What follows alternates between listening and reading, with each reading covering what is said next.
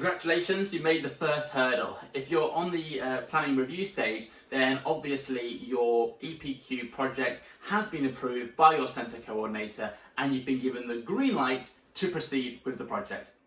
As with all stages of the production log, it's really important that you complete the planning review in as much detail as possible, and my top tip would be to write in extended, continuous prose and don't use bullet points, don't use short sentences, and make sure your spelling and grammar is just as good in the production log as it would be in your final written report. So the first stage of the planning review that you need to complete is the My Next Steps. In planning, researching, and deadlines I will set myself, what I intend to do and by when, which resources I will use, and how I will implement the recommendations of the centre coordinator, if appropriate. And that's the first stage of this planning review section. What you will need to do here is think about all of those plans which you have made over the recent weeks. What have you been doing? Tell us about your scheduling. Tell us about any deadlines that you made in the record of initial ideas you were able to meet, maybe those that you weren't able to meet. Tell us what could have gone better. Tell us what has gone well. You maybe have found some really good resources. You really enjoyed that process of deeper reading into your topic area. Tell us if you've made any slight modifications to your title. Have you been able to develop that initial working title that you outlined in your candidate proposal? Maybe you should also let us know what you're intending to do next. If you've completed all of your research, talk about what the next step in the process is. When do you plan to start writing the written report? When do you plan to start making your artifacts? How long do you expect each of the next stages in the EPQ process to take you? Let us know. Tell us how you're budgeting your time. Have you picked up on any interesting comments in the talk content sessions? Let us know which strategies you're going to use to help you develop this project. In this section of the planning review, you can gain a lot of AO1 marks for showing the continuation of developing a plan and obviously identifying and refining your initial ideas, but also you can gain a really significant amount of AO3 marks because you can show us how you're beginning to solve problems, overcome barriers, apply strategic decision making to the development of your project. In addition, what you might want to do is just outline any barriers you've had in researching your project. Maybe talk about the strengths and weaknesses of all of the resources that you have used so far.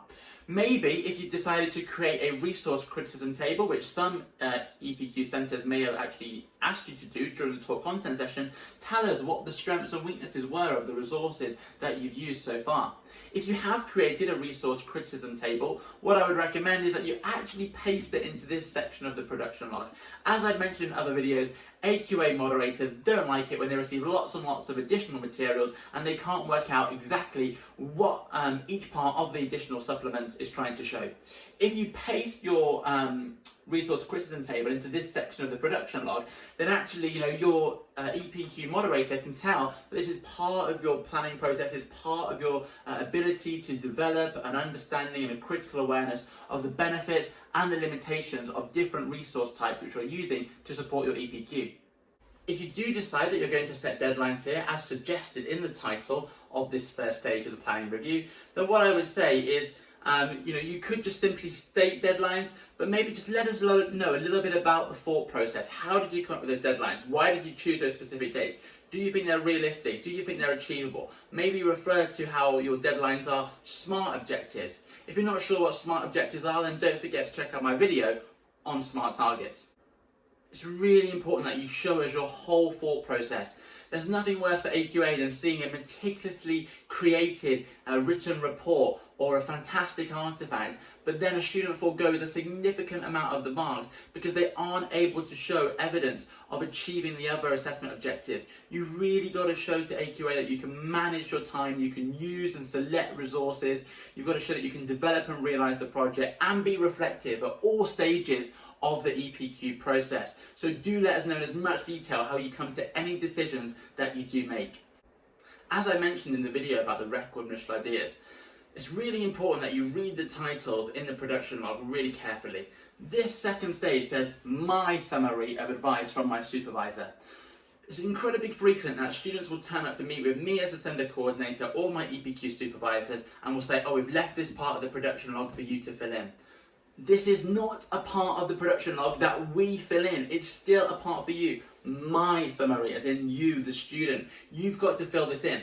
You've got to take that verbal feedback which is given to you by your EPQ supervisor, put that in your own words. Try and explain the benefits behind the feedback which is being given to you. Maybe outline whether you think this feedback will be useful for you to help accelerate the progress that you're making in your EPQ. Now, the feedback which students get about their extended project at this stage in the course is going to vary significantly from centre to centre, school to school, college to college, and even student to student within colleges, because everyone's EPQ process is different. So the feedback that you get really is going to be specific to you when you rock up to that planning review meeting. Generic feedback which you might get at this stage could include things like making a Gantt chart to give you a visual overview of all of the processes which are required to achieve the successful outcome you're hoping for with your extended project. It may include making a resource criticism table if you haven't made one already, although it's not compulsory, but it may be suggested to you. It may be to revisit your deadlines and make sure they're more realistic or achievable. More feedback could include doing deeper research. If your supervisor thinks that your research hasn't been deep enough and actually your quality of resources at this stage isn't good enough, they may actually signpost you to more academically valid resources, and they may explain some of the limitations potentially of the resources that you've used and get you to reflect on those and to realise those limitations by yourself. In your record initial ideas, if you decided to use an urgent and important matrix, or maybe you decided to use an ORP model, are you using those strategies which may have been suggested to you in the talk content session throughout the project? Because you want to show that you're actually developing those skills. You don't just create one urgent and important matrix, if that's the strategy recommended to you, in your planning review and think, oh, that's it, that'll get me marks. What we're looking for is a development of that skill. We're looking for you to use it, time and time again, and to regularly update it. If you're going to get the highest amount of AO1 managed marks available in this EPQ process, you need to show that you're in complete control at all stages. So don't just show us that you're using one model or one method to manage your time at the beginning of the project and presume we're just going to give you loads of marks. Actually, we're looking to see whether you've retained that technique and you're able to consistently use it and review it throughout the whole of the EPQ process. Like I said, the feedback which you get here is going to vary really significantly from student to student. So it's really important that you do attend your planning review meeting and get that specific feedback about your project journey so far from your EPQ supervisor. Don't forget, your EPQ supervisor can't tell you what to do. They will make suggestions, they will make recommendations, they will probably ask you questions about what you've done so far. They can't do something called over-direction. They can't say, you must create an urgent and important matrix. You must create a resource criticism table. They can give you recommendations, but then it's up to you to show those AO3 skills of being able to identify and then develop your own time management models and actually apply strategies to overcome problems by yourself. Your supervisor cannot do it for you. That is over-direction, and that potentially could be a breach of the JCQ regulations, which oversee non-exam assessments and coursework pieces at level 3.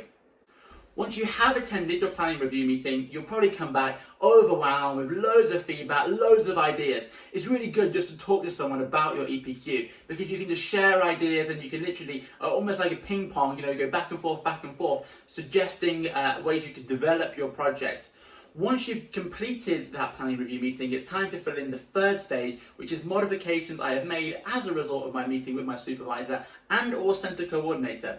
So in this stage, you need to say exactly how you're going to use the feedback which has been given to you by your supervisor. You can also talk about how you're going to use any of the ideas discussed in talk content sessions to help you develop your project. You can also create a bit of a roadmap for the next stage. After the planning review stage, it's normal for students then to start thinking about creating the written report. The next stage in the production log that you complete after the planning review is the mid-project review, when you're probably going to be halfway through writing your written report or creating your artifact. So what's next? Where do we go? What are you going to do as a result of all that feedback from your supervisor? You had your initial ideas about your next steps up here, but how has that changed now you've met with your supervisor who's there to support you with your EPQ? If at part C in the production log, the centre coordinator approval section, your centre coordinator outlined any issues that there may be with your project, maybe they recommended that the project is approved, but only upon the condition of meeting the recommendations given by the centre coordinator, you may be asked to meet with the centre coordinator to prove that you have made those modifications that they suggested. The EPQ Centre Coordinator does have the ability to reject project proposals for a whole host of reasons. Maybe the project isn't specific enough, it's not suitable for level 3, it may be that it's ethically or maybe culturally sensitive and therefore they would rather that you pursue something else. But anyway, the EPQ Centre Coordinator can reject your proposal or only approve it subject to you making their recommendations a reality. So you may be asked to meet with the Centre Coordinator just to make sure those modifications have been made and that your EPQ is suitable for continuation. So I hope today's video on the planning review stage of the production log has been really useful for you. If you do have any further questions about the planning review stage, don't hesitate to leave me a comment below and I'll do my very best to get back to you. And if there is a really significant question which is asked, I will try my best to make a new video and upload that for you. I really do wish you the best of luck as you move into the next stage of your EPQ, which may be to start writing your written report or creating your artifact. Arguably one of the most exciting parts of the whole EPQ process. Best of luck with the next stage and have a great day.